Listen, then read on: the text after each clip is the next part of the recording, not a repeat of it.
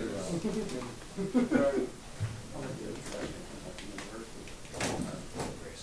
a photo program recently. I just haven't read it, but I was on the school newspaper. How are you, buddy? Good. Yeah. I hadn't been that long since school. Last couple of weeks.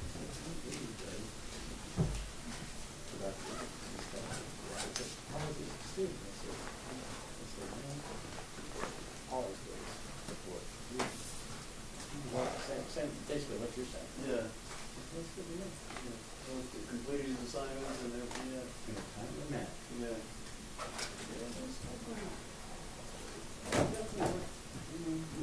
Are you pulling this? He asked for, well, he asked for a raise every chance he gets, but he doesn't just ask for a raise. He has all, he's a pro, man. Like, he has it all listed out like he deserves it. You know? He said that his Google Glasses thing of the assassination has more hits than anything Washington Post has ever put online. So then his last thing was for raise. He said the head honcho put out that. Yeah. He said it's the his thing, but Google why I should get a raise. Google Glasses for the assassination is the most. More hits than anything ever the Washington Post has ever had. Yeah.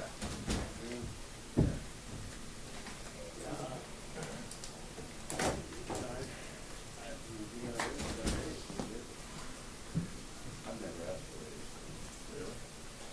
Ever? When you said 145, right? I mean, I get them. Okay. I'm going to go Cost of living. not you. There shouldn't be Q&A. Well, I don't know who else. You guys can ask me about the outbreaks. Albert, you good? And then the second question, you guys can ask me When I started, man, totally makes less sense. I can formulate questions for you guys. I'm just in the thick of it right now. And then I can go really minimal on comments. Because I think they might be feeling like Yeah, a couple percent a year over 20 years adds up. so we could keep it more Q&A. Yeah, but by the time you get to 20 years, in my second answer. inflation is far surpassed. But you still got you've got 20% increased And income. then the first one, I think we can talk the outbreaks. 20%, your paycheck's gone up 20%. In 20 years, I think it's on a 20% 20 years. No, I know. But that's just from a 2% cost of living. Same conversation as Michael Reynolds. That'd be a 2% cost of living increase.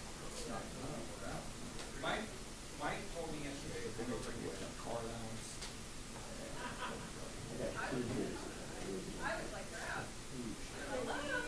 Social support. Yes, exactly. Yeah. So I'm hoping to get a bite here, question in here. And then I did a breaker for national report. If I'm here, the outbreaks no and offense, so- Scotty, but if I'm here when I'm sitting close to the sheep in there, took this old horse out of his meeting. Okay. Yeah, I think it'll be more. Okay. All of you, one step at a time. You know, you see Susie retiring yesterday, her party yesterday. Oh my God, thank you so much. I appreciate it. I think it'll be good. I think it'll be cool and dynamic. And we'll keep it conversational. Okay, thanks guys. I'll send the questions in maybe like a half an hour so you don't panic, okay? Okay, thanks. I'm thinking when my son gets out of college in a couple of years, I'm gonna figure something out. I'll do something else. Homeschooling. Huh? Homeschooling. No, he's out of college in a couple of years. Oh, He's on his own. out.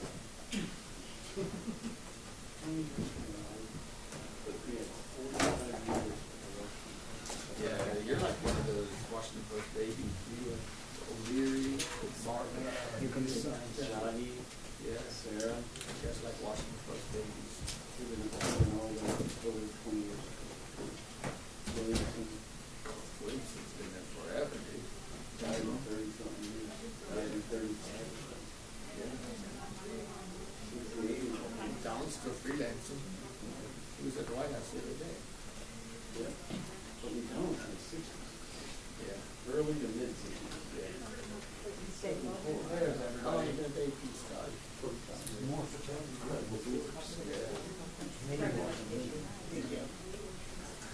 You're like, yeah, I bought a lot of shares at Macy's stock. Yeah. Dead Sea was just sick when he started. Thanks, Mr. Matt. Good to see you. Oh, wait, never.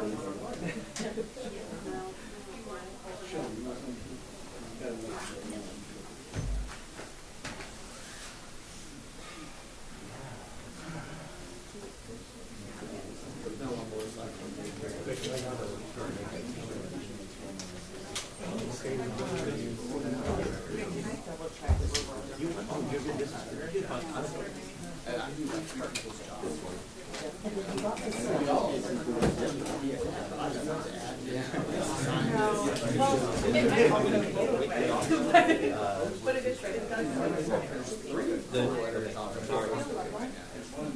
Where did you just come from? Huh? That's true.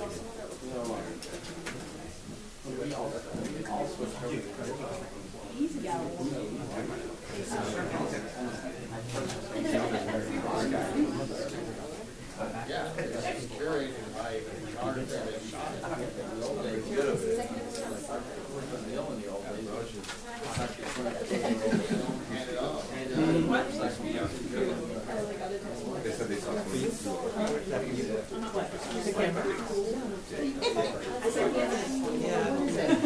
So I saw something on the 20th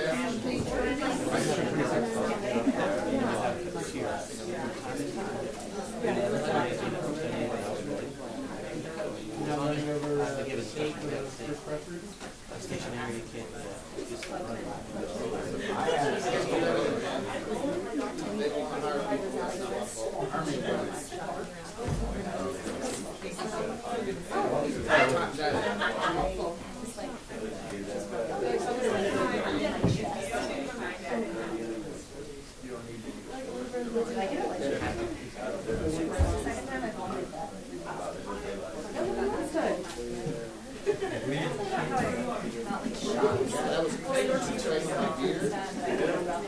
was that was like You conducted that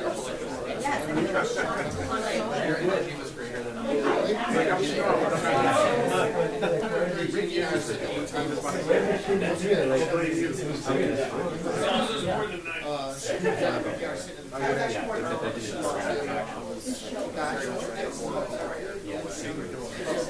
I don't know. I think it's just I bought it.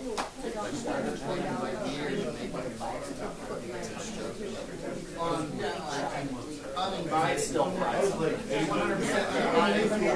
And he's like, she turns her walks up and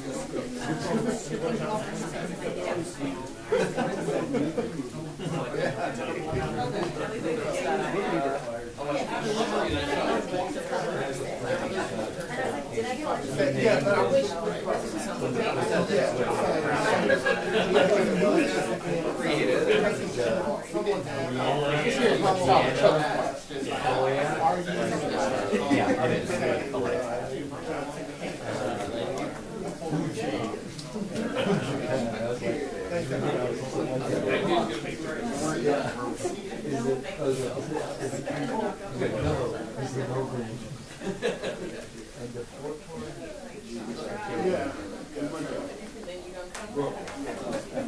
no. Thank you.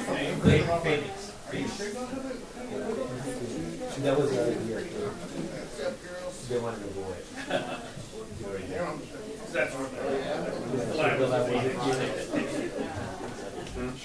No, you're good. I'm good.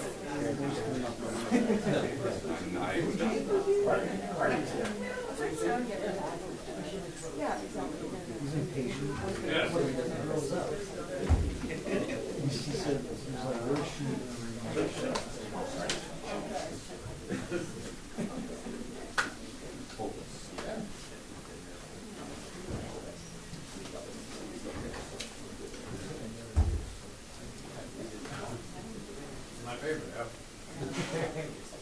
love sushi.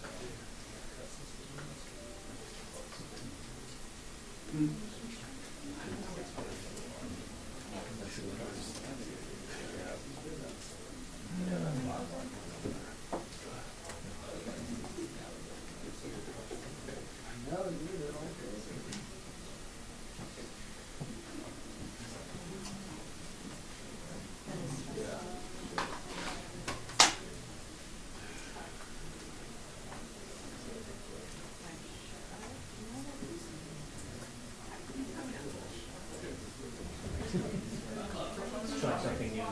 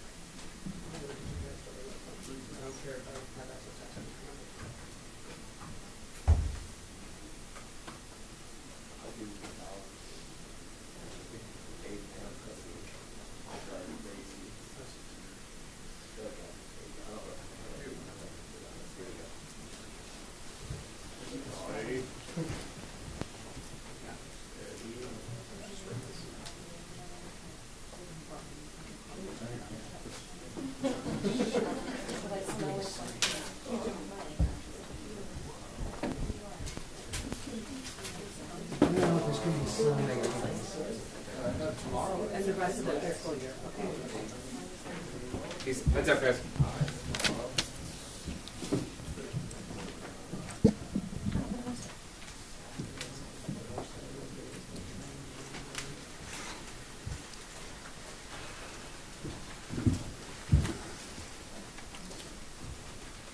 Okay, good afternoon, everybody.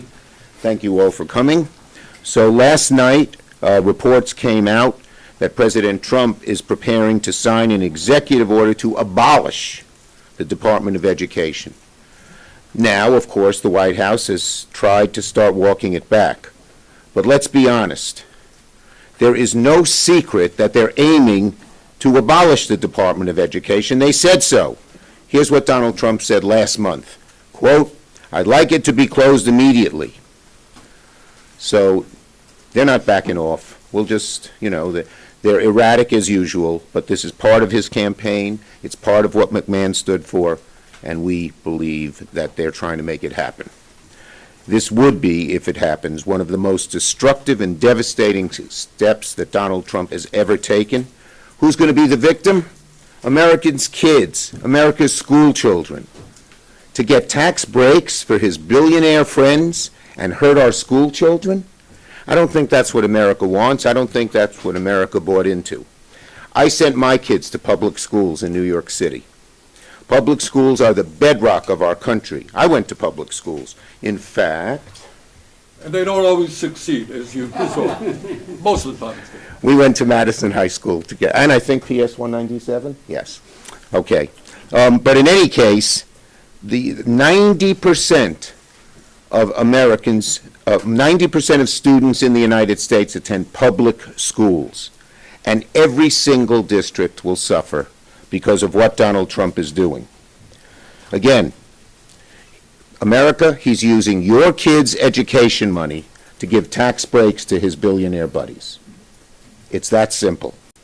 He's looking to find any money he can so his billionaire club can pay even less taxes.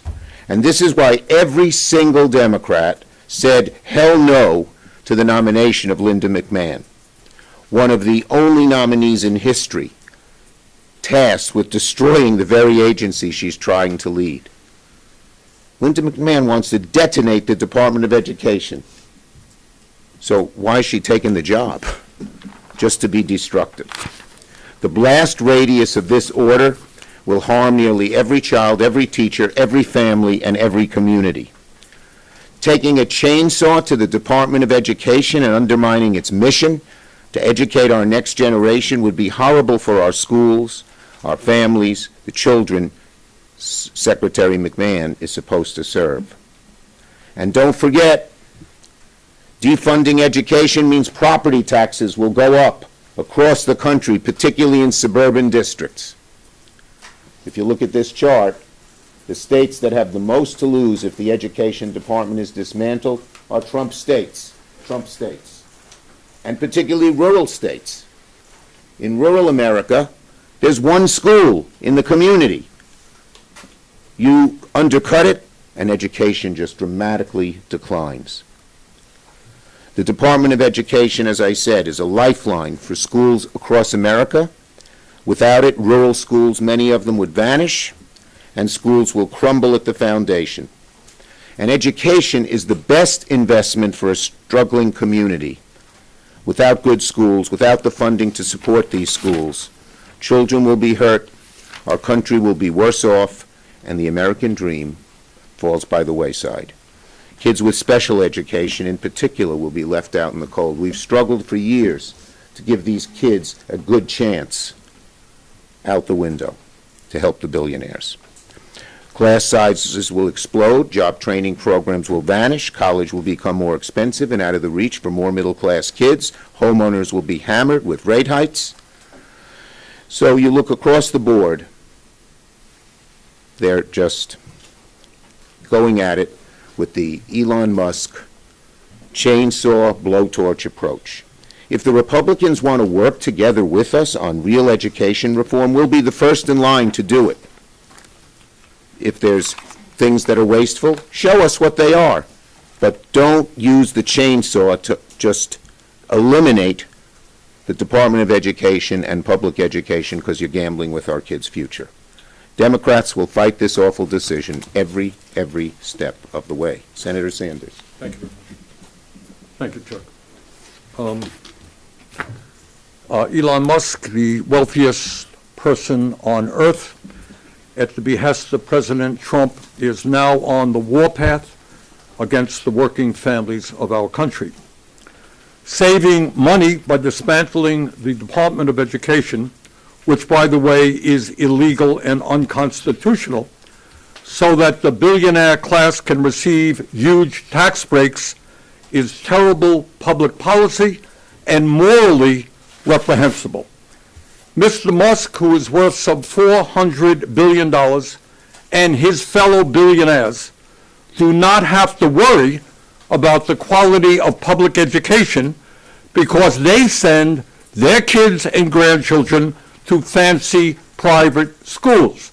So what happens in public education is not of great concern to them. But for the working class of this country, high-quality public education is an imperative if their kids are going to do well in life. And the cutting of funding for 26 million low-income and working-class students, many of whom are in rural states like Vermont, will be a disaster. Mr. Musk and his fellow billionaires don't have to worry about the high cost of college because they can afford to get their kids into any college they want.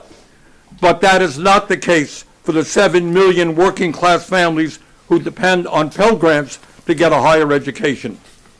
Years ago, parents who had disabilities had no decent option as to how to do well by their kids. We have made progress in that area over the years. But if Mr. Musk gets his way, 7.5 million kids with disabilities may be unable to receive the services they need in a high-quality public education. What happens to those children? What happens to those families if those services are cut? The department also enforces our federal civil rights laws to ensure all kids can get a decent education no matter what their race, creed, color, or gender may be. And let's be clear, if the federal government ceases to fund the educational needs of working class communities, that will mean higher local and state taxes to to fill the void. In other words, shutting down the Department of Education would be a disaster for low-income and working-class families in every state of our country. Do we need to make the Department of Education more efficient? I believe we do. Do we need to destroy it and wreak havoc for working-class families across this country? Absolutely not. And let me conclude by simply saying this. We are the wealthiest country in the history of the world. We should have the best educational system in the world. Among other reforms that we need to introduce is we need to attract the best and the brightest into teaching. Minimum salary should be $60,000 a year. We need to greatly strengthen childcare, after-school summer programs. We need to invest in the mental health of our kids. We need to fully fund the Individuals with Disabilities in Education Act. Bottom line, our job is to protect low-income and working-class kids all over this country. It is not to give huge tax breaks to the billionaire class and the oligarchs. The American people must stand up and tell Trump and Musk, we must not dismantle the Department of Education. Thank you. Thank you, Bernie. Senator Murray, former chair of the Health Committee, Yeah. now ranking member of Appropriations. Thank you very much. Well, let's be clear. We may not know when, but we absolutely do know Trump is preparing to ask the Department of Education to slam every door they can in the face of our students. And let's not pretend for one single second we think he's serious about doing so while following the law, because the very premise of his plan, shuttering the Department of Education, fundamentally goes against the bipartisan laws we have passed, established, and funded. And it goes against a very basic principle in this country. We put our kids first. We do everything we can to set them up for success. That our future depends on whether our kids get the support they need to grow and thrive. And it doesn't take a former teacher to tell you how obliterating the Department of Education hurts students. I think even a preschooler could tell you this is a terrible, terrible idea. Trump and Elon Musk want to do to the Department of Education what they did to USAID. They don't care what they can legally do. They will act first and not care about the consequences.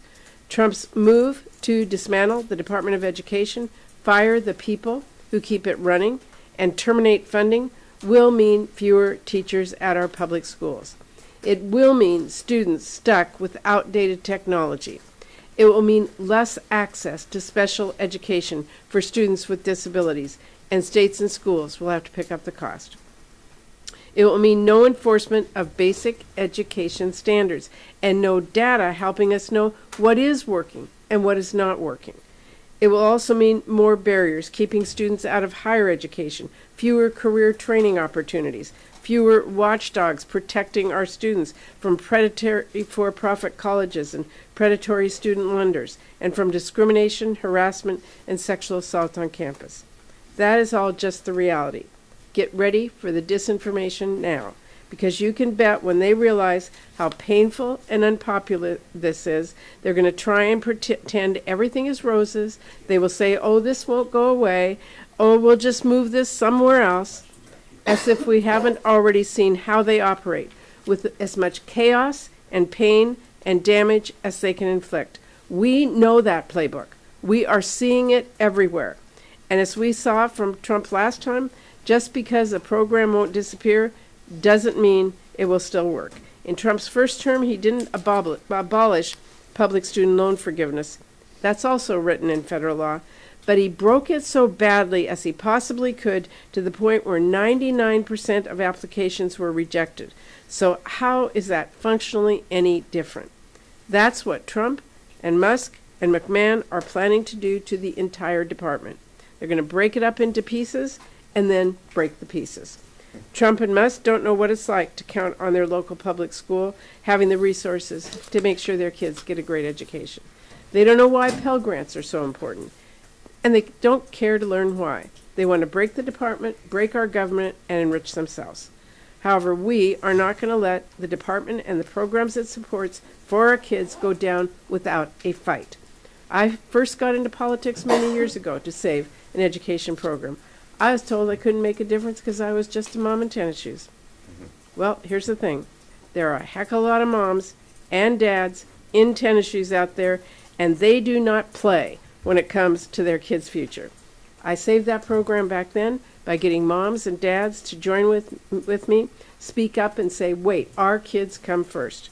And we're going to fight for our students, for our teachers in the schools the same way, by getting moms and dads and students too to speak up, by making clear this is not some program you play politics with. This is about our kids. And we will not let anyone, not if they are the president, not if they're the richest man in the world, put our kids' future on the chopping block. Thank you, Patty. Senator Murphy. Thanks, Chuck, for gathering us here today. So nobody wants this. Nobody in America wants the destruction of public education. The plan to eliminate the Department of Education is wildly unpopular in this country, except with a handful of people on the fringy right. So the question is, why are they doing it? Listen, I think Bernie's point is really important, right? Billionaires do not need public schools. Billionaires don't understand the magic that happens in public schools. The billionaires that are in charge of our government right now send their kids to the most elite private schools, and if every public school disappears in this country, they will still be able to get their kids an education. And it's consistent with the entire way that they are approaching the first 6 months of this administration. Billionaires don't need Medicaid. So to them, it doesn't matter if Medicaid disappears and rural hospitals close and addiction treatment centers shutter their doors, because the billionaires will still get their health care. They talk about Social Security being a Ponzi scheme. They're shutting down Social Security offices around the country because they don't need Social Security. They're billionaires. They're never going to need a Social Security check like millions of American seniors do in order to put food on the table. So the billionaire mindset is just different than ordinary average Americans. And that's why to them, public education doesn't matter. But to Senator Schumer's point, here's the other reason why. All that matters right now is the billionaire and corporate tax cut. All that matters is hoarding as much money, stealing as much money from middle class and poor families in this country so that they can pass that money along to the billionaires, the millionaires, and the corporations. Everything that they are doing is about making sure that they shrink the parts of government that help regular people so that they can pass along more benefit and more help to their billionaire friends. But then here's the last piece of the story of why.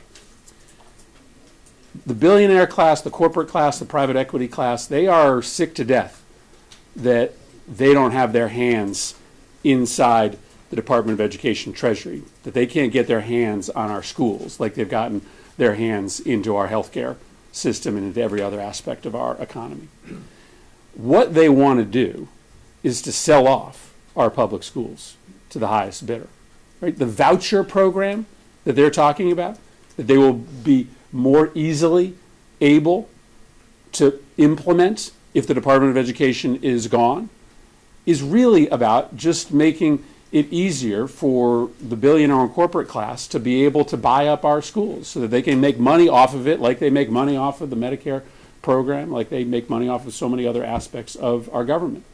So if the Department of Education closes, it's going to hurt millions of families in this country. It's just going to enable the theft of resources from regular families to pad the pockets of the billionaires.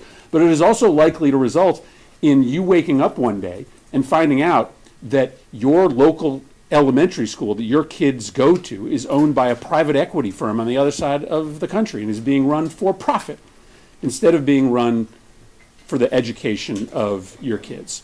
So this is deeply unpopular. Nobody wants the Department of Education eliminated, and it's really important for us to explain to the American people why it's happening. Senator Peters. Thank you, Senator. Well, this is a very personal issue for me. I'm the son of a public school teacher. I'm the product of the public schools. My children all went to the public schools as well. And as my colleagues highlighted today, the Department of Education plays a critical role in student success, from providing IDEA grants to support students with disabilities, to Perkins grants to support career and technical education, and Pell grants to make sure that Americans can go to college. Dismantling the Department of Education is also going to just absolutely open up the floodgates for this administration to privatize education, as Senator Murphy said. And funding that is taken away from public education, we know where that money is going to go. It's going to give tax breaks to billionaires. Newly appointed Secretary McMahon and Republicans in the past have tried to sell some of this program as school choice, but it's basically a voucher program, as Senator Murphy mentioned, which gives private schools private schools will then have the ability to handpick students and close their doors to everybody else.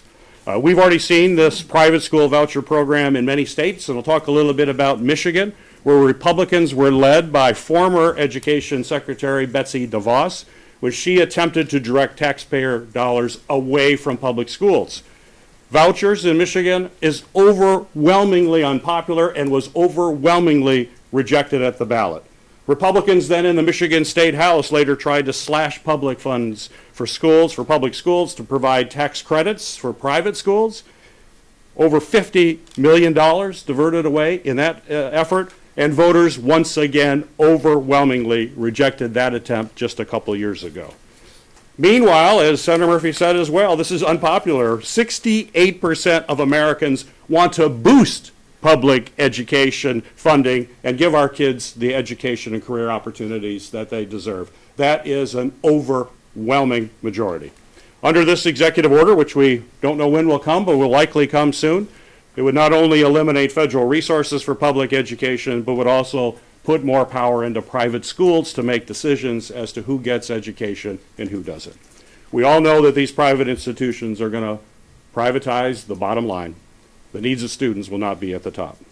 But perhaps most important reason we need federal Department of Education is to make sure that all students, no matter who they are, no matter where they live, regardless of their economic status, that they have access to quality education and an opportunity to be successful in life.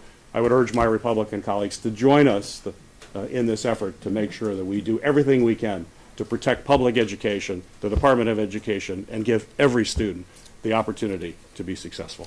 Thank you, Gary. Questions on this subject?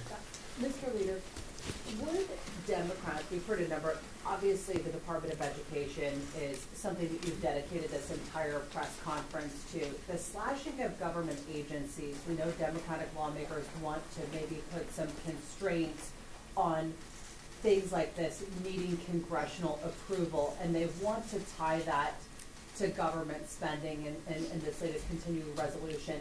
Would that be would those DOGE cuts be worth shutting down the government over, as some of your colleagues say that they would? The bottom line is Democrats are working to avoid a shutdown. If there's a shutdown, it's on the Republicans' back. They have yet given us their proposal. Yes. Leader Schumer, your Democratic constituents are hoping to hear more from their elected leaders. Obviously, Republicans are in control of the government, but can you do anything else but message on these issues? Yes. Look at lawsuits. Just yesterday, many NIH, the cuts to NIH were rejected. We have filed over 100 lawsuits working with the AGs and working with independent groups. We have won 87% of them. We also intend to work on legislation. I had a call with, I thought it would be 500 activists. 3,000 got on the phone. And we are focusing in all of our states on the Republican congressmen and senators voting for the things that will be so unpopular, and we're going to get a chance to have them vote on it in reconciliation. Yes? Have you heard any concern from constituents about how these cuts could affect other programs like school lunches, Head Start? Yeah, people, if you use this blowtorch to the Department of Education and eliminate it, kids are going to go hungry. They're not going to be, I don't know where they're going to get their breakfast, where they're going to get their lunches. The schools are going to be so hard-pressed. And a lot of these programs are part of the Department of Education, as well as, of course, the Department of Agriculture. Yeah, Senator Schumer, up until yesterday, all the plans were to impound spending that had been approved by Congress and just ignore the Economic Control Act and sort of fight it out in the courts. Yesterday, Republican senators started pushing back on Musk and saying, hey, send us a rescissions package that can bypass a filibuster here in the Senate. Wondering if you think that that is an appropriate way for them to actually try to cut spending, and are you looking forward to those votes? Look, first, we're having many ways to get votes, including reconciliation. Second, these programs are so what the Trump has proposed whether it's tariffs or Social Security or Medicaid or tax breaks for billionaires, is so unpopular with the American people that the Republicans are ducking and trying to bob and weave and say, well, maybe we're for it, maybe we're not, maybe do it this way, maybe do it that way. Just the classic example. Don't have a town hall meeting, the Republican leaders told the Republican congressman, because they're so unpopular. Day by day, the Trump-Musk-Doge program becomes more and more unpopular with the American people. The more they see it, the less they like it. Thank you.